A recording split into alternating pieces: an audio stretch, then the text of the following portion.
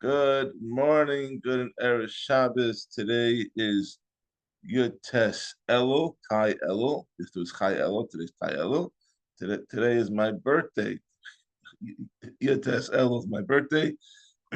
So before we begin the shir, before we get on the way, I am giving a bracha to all the regular listeners and everyone else. It should be a year of shefa, bracha, v'atzlacha in all areas of your life. And to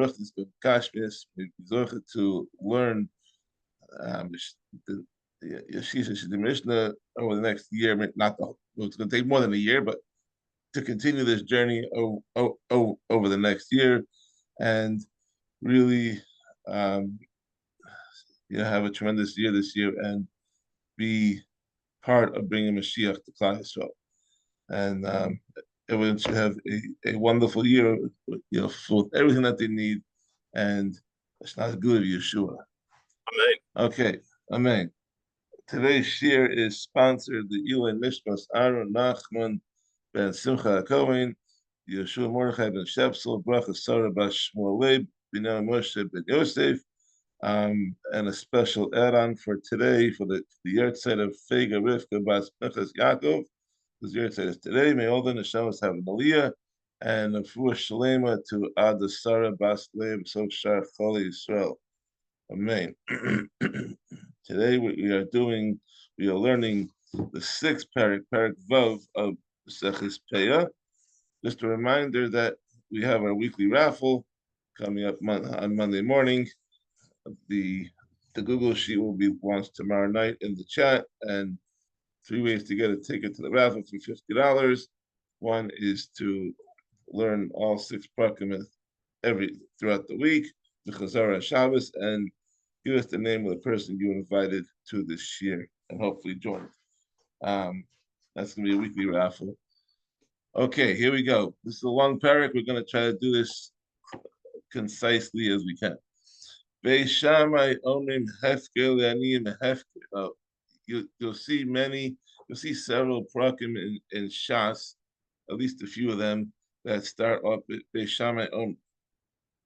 You'll never find the Perek that starts that's called Bais Hillel.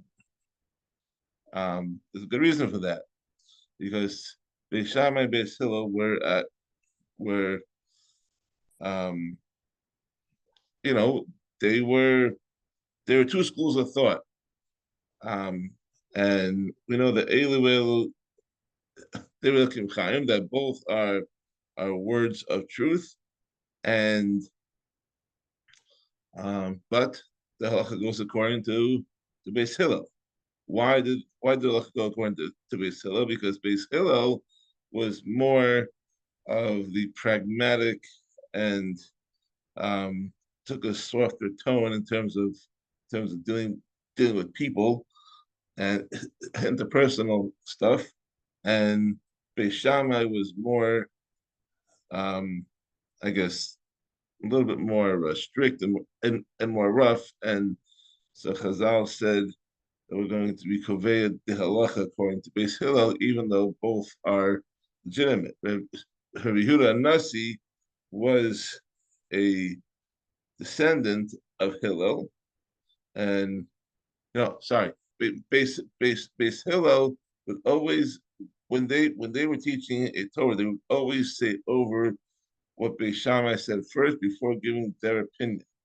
Okay, that was mashlichkeit to mention the opinion of the opponent or the other side before mentioning yours. And Rabbi Yehuda Nasi was a descendant from Bais Hillel, and therefore he wanted to follow that pattern and always quoting Bais Shammai before Bais Hillel, and Bais Shammai gets the Roshi Prakim and not Bais Hillel. But you'll see several times throughout Shas. You also have a parak called Rabbi Eliezer. There's a famous one in Shabbos Rabbi Eliezer the Mila. There's actually two prakim in Shabbos called Rabbi Eliezer, and they are both. Why did he get that? Because Rabbi Eliezer was also a descendant of Bais Shammai. So they quoted the Bais Shammai and their descendants first, and then they quoted everyone else later. And the rule is, and the halacha, but the majority of times goes according to Bais Hillel. That's why you have Bais Shammai. Anyways, that's an introduction. Bais Shammai Omrim, Bais Shammai says hefker leniyim hefker, that when a person declares his produce ownerless in regards to the poor, it becomes ownerless. Well, Beis Hillel says, Beis Hillel Omrim, eno hefker ad sheyufkar af shirim kishmita. Now, hefker only works when it's hefker for all. You're going to make a tanai that's only hefker for the aniyim and not for the yeshirim.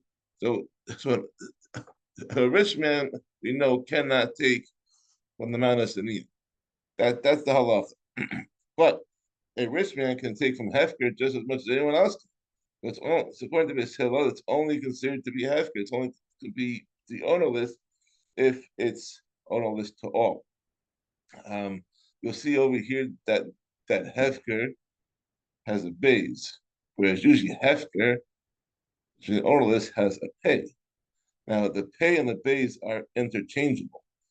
And that's why it's over here as a. Why is it that over here as a vase? I'm not really sure, but the letters are interchangeable. Now, if you look at Aksav Ashuris, like the Aksav of a Sefer Torah, if the pay is written correctly, so the black of the letter forms the pay, but the inside of the pay, the white part forms the base. That's all pisod, which is beyond today's conversation. Okay, let's continue. And this paragraph is going to be a lot about Beis Shammai and Beis Hillel, different focus. We'll see. The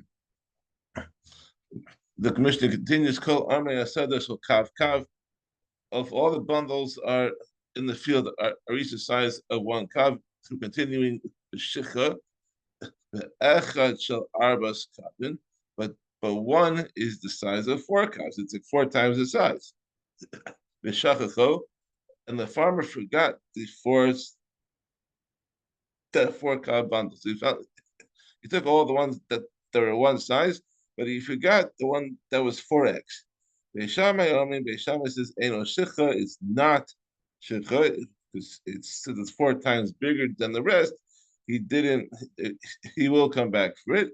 But Beis Hillel says it is shicha, even though it's much larger.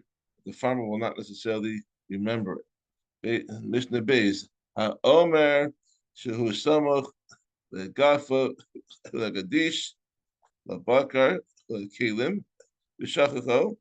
So, if a bundle of produce, this Mishnah also appears in Yitzie, which we'll get to maybe about a year from now. If a bundle of produce was left in the field near a wall, or a stack of grain, or cattle, or plowing tools, it was left anywhere near that, and the farmer forgot it was shechicho, Beis Shammai says it is not considered shechicha because it was left near an important item, and therefore the owner put it there purposely, and it's not considered shicha. Beis Hillel says shicha. It is shicha, and according to Beis Hillel, even though it was left near an important object, it would not necessarily be remembered, and therefore it's up for grabs. Roshe Shuros, it's up for grabs by the Aniyim. Roshe Shuros, if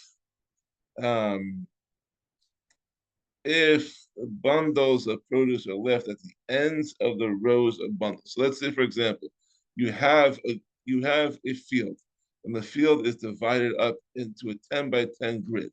You can see over here, you see this, it's a 10 by 10.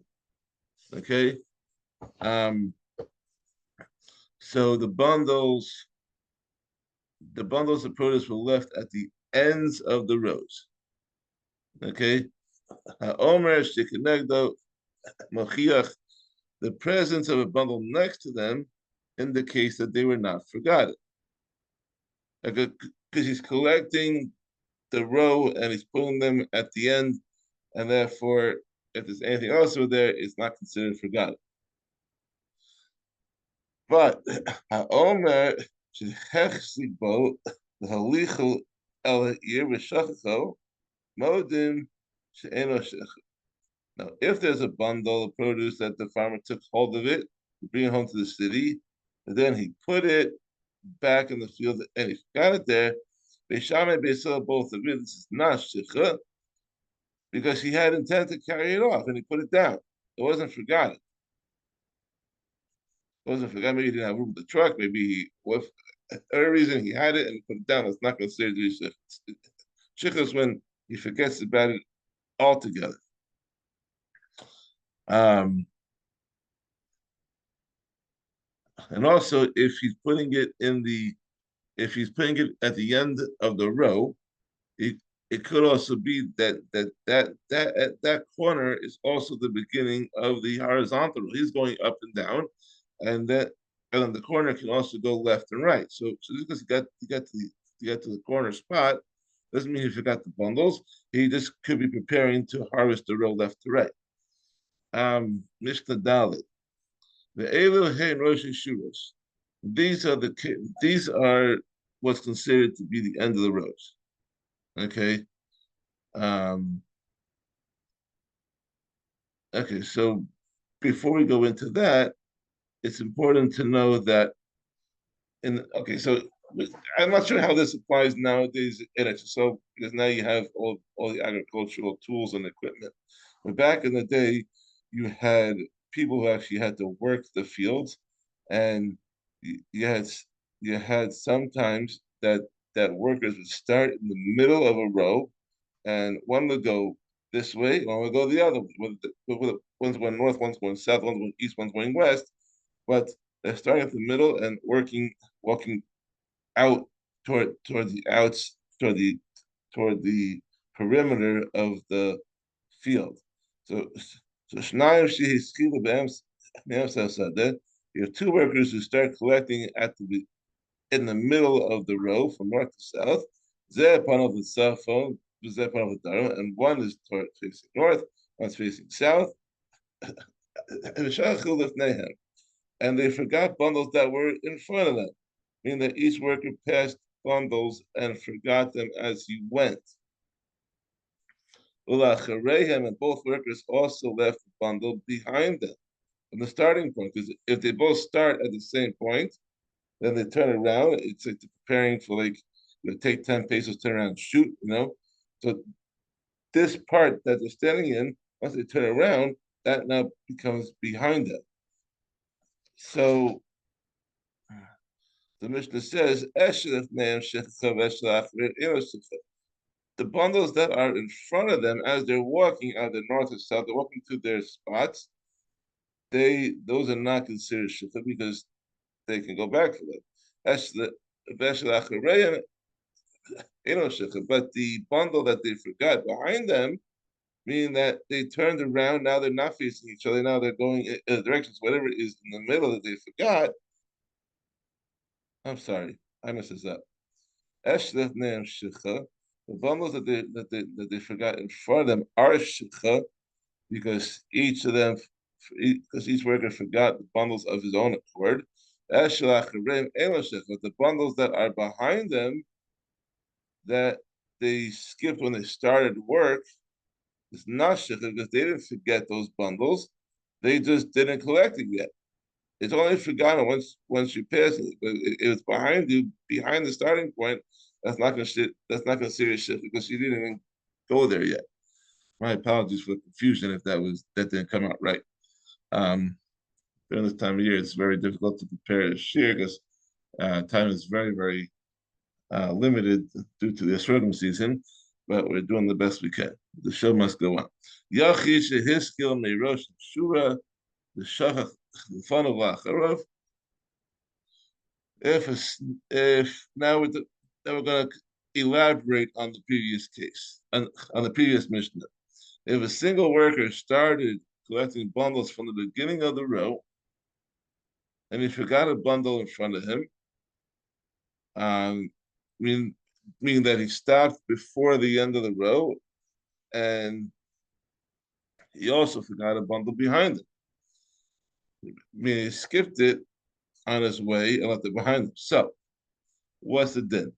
The bundle that was in front of him at the end of the row is not shikha, because there were other uncollected bundles over there stretching in a different direction, like he's going north and south, and there are bundles that are going east and west. That indicates that it was not forgotten, but purposely left there to be collected at a later point.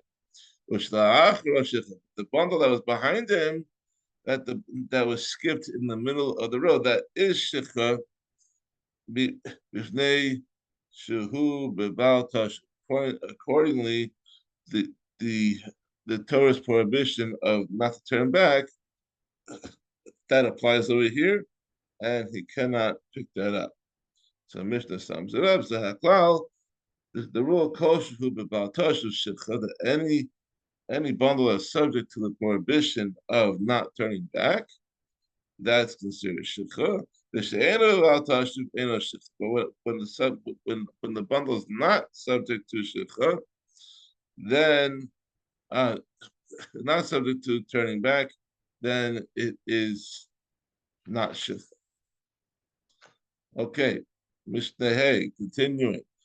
So there's a limit as to a number of bundles that can become shikha. Two bundles of forgotten grain like shikha, the three are not. Shnei tzibori seisim, similarly, two heaps of olives or carobs are shikha. The shlosha ena shikha, the three are not. Shnei husnei pishton shikha, that one or two forgotten stalks of flax are shikha. The shlosha ena shikha, the three or more are if they're forgotten, they are not shikha. So generally one or two is shikha, three or more is not. So now we're deviating a little bit to Perek. Okay, Perek we said was a Perek is to grapes as leket is to paint to grain. Okay, shnei gargarim Perek. One or two individual grapes fall from a cluster. They are Perek, must be left for the poor. The shlosha enam Perek. Three or more grapes are not Perek and can be picked up. Shnei shibalim leket. If the same thing, that if you have two stalks of grain that fall in the harvest, they are leket. The shlosha and a leket. The three or more stalks fall at once, they are not leket. Kedivre Bais Hillel. These rulings are according to Bais Hillel. And according to all these situations over here, Shammai says Shlosh up to three forgotten or dropped items belong to the poor of Bais, and if there are four or more, they belong to the owner. That's according to Bais Shammai. Bais Hillel says two belong to the ani, and three belongs to the Balabas. Bais Hillel says three belong to the ani and four belong to the Balabas.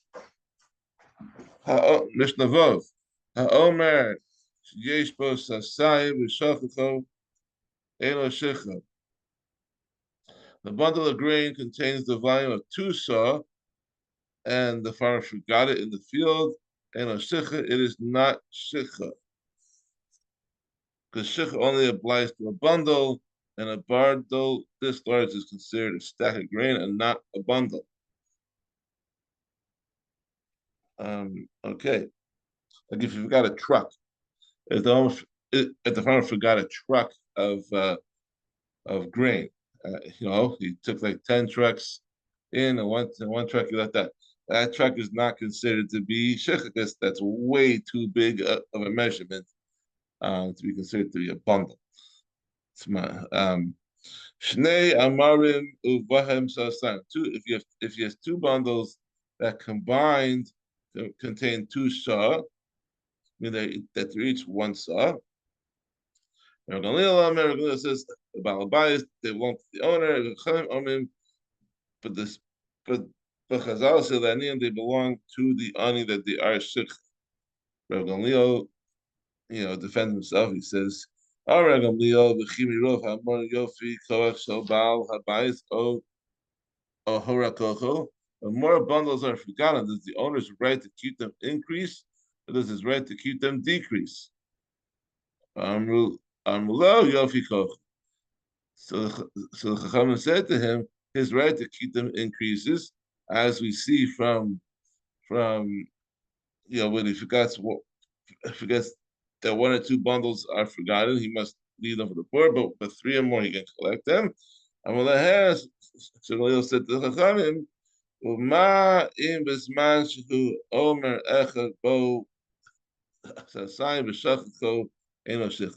So if when there's only one bundle which contains two shah, which he forgets is not shicha, shnei amarim uvahim sasayim eno dish lo yehi shicha, then when if it's not shicha when he forgets one,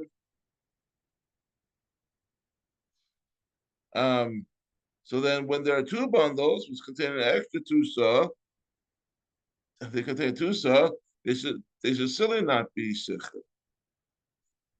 So the Chachamim they defend their position and it says Amulo.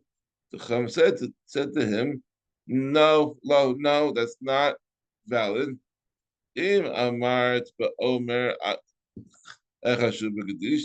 if the Chacham said that a single bundle contains two stars, not shikha, that's because such a large bundle is not considered a bundle of all brothers, considered a stack, and therefore is exempt from shikha, which applies only to bundles. But shall you say that two saw of forgotten produce belong to the owner when they are contained in two bundles, which are each small enough to be considered small bundles, right? So they can equal small bundles, then they are shikha because they meet the requirements of being that certain size. So they defended themselves against Rabbi Gamliel. Mishnah Zion, moving right along. It's a long Perek today. Kama shigesh bas asayim o shakacha eno shich. So if there's a section of standing grain that contains the volume of two or more saw, and he forgot to harvest it, eno shecha. It's not shecha because there's also just as there's a two saw limit for forgotten bundles, there's also a two saw limit for uncut stalks. They're both not shecha.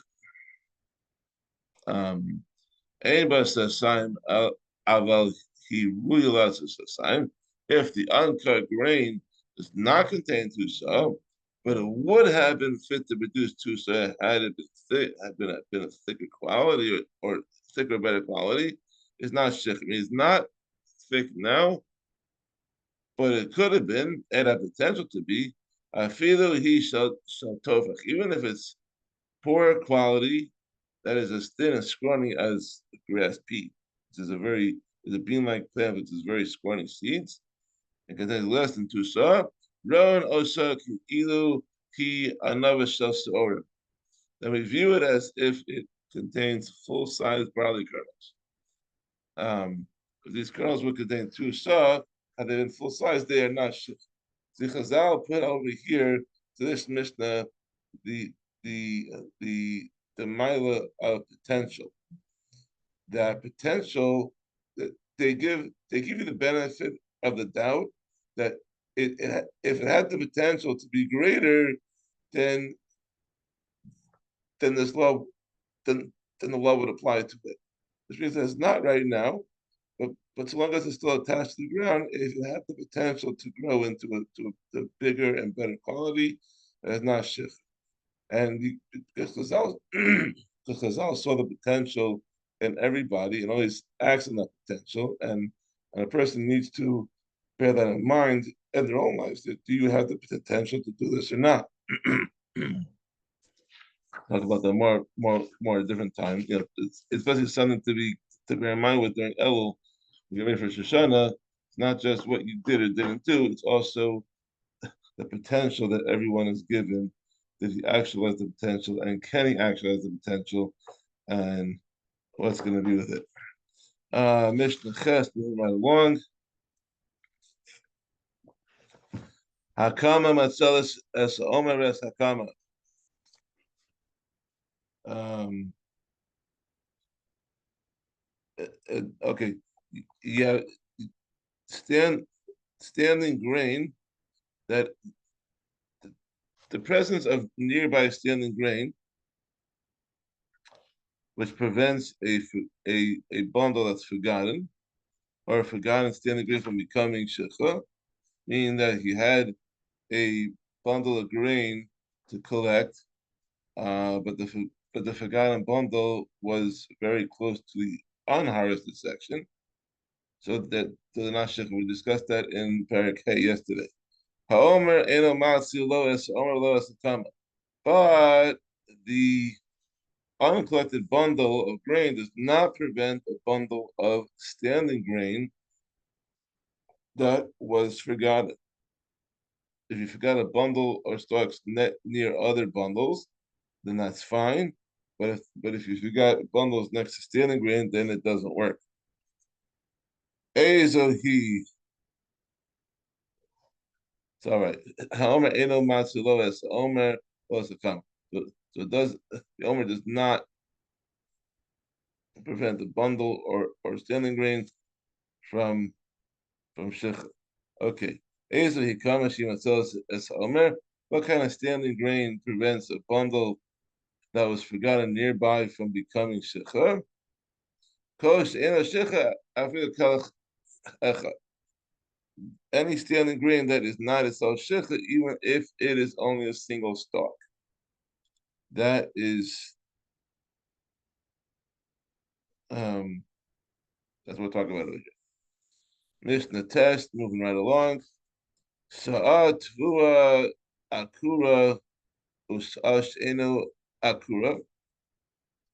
If a saw of detached grain was forgotten, right next to a saw of grain that is not detached was overlooked and left unharvested. The chen be'ilan, and likewise in the case of a tree, meaning that the saw picked fruit was forgotten and the saw of fruit was overlooked and not picked.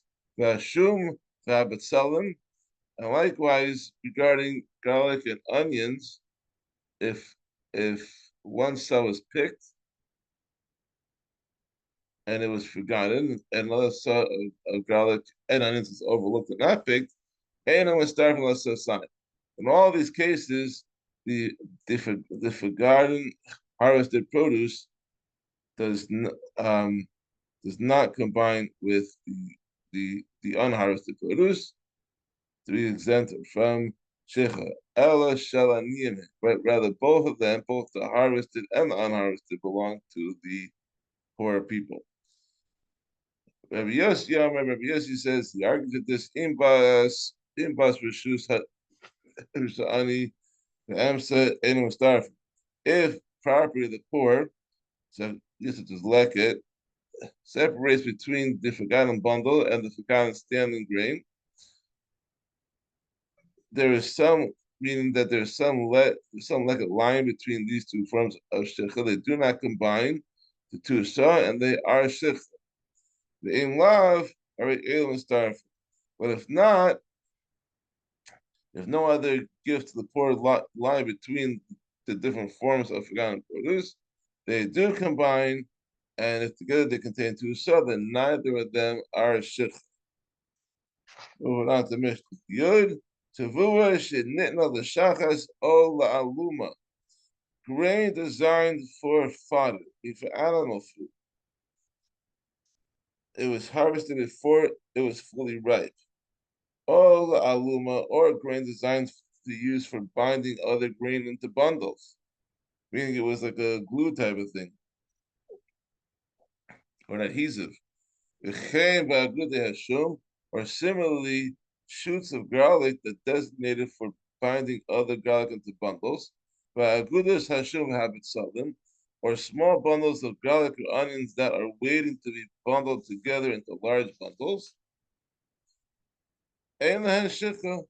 All these items are not considered shicha. If they're forgotten, they can be retrieved because, as we said by Peah, shicha only applies to produce that's eaten by people, not to animal feed or to other things that are not edible to people.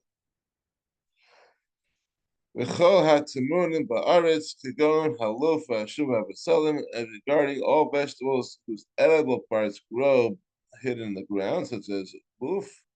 Loof is a type of onion, garlic, and other onions. Rabbi Yehuda Omer, he says, Eilan Shecha, they are not subject to Shecha. The Chachamim Omer, the Chachamim say, Yesh Lahem Shecha, they are Chayiv in Shecha. And the last one for today, Hakotzer Balayla, someone is harvesting grain at night and forgets to harvest some of it. Amer, someone gathers bundles of harvested grain at night and forgets to gather some of them. Suma, and a blind person forgets stalks in the grain, whether day or night. This is blind, you can't see anyways. Yesh Lahem Shecha, even though it is easy for a person to miss some produce, the produce he forgot is still considered shicha. And if someone is harvesting grain and intends to take the thick stalks first and to leave the thin stalks for later, it's not considered shicha because he's doing it in a certain way. He wants one type now, one type later, and he's coming back for it. And the final ruling, im amar harei ani kotzer avanas masheni shokech ani etel. The person says, I am harvesting on condition that I may return to take whatever I forgot. Yesh lo shecha, he is subject to shecha, and the condition is null and void. And because you cannot go against the rules of the Torah. The Torah says you can't take it, you cannot counteract that.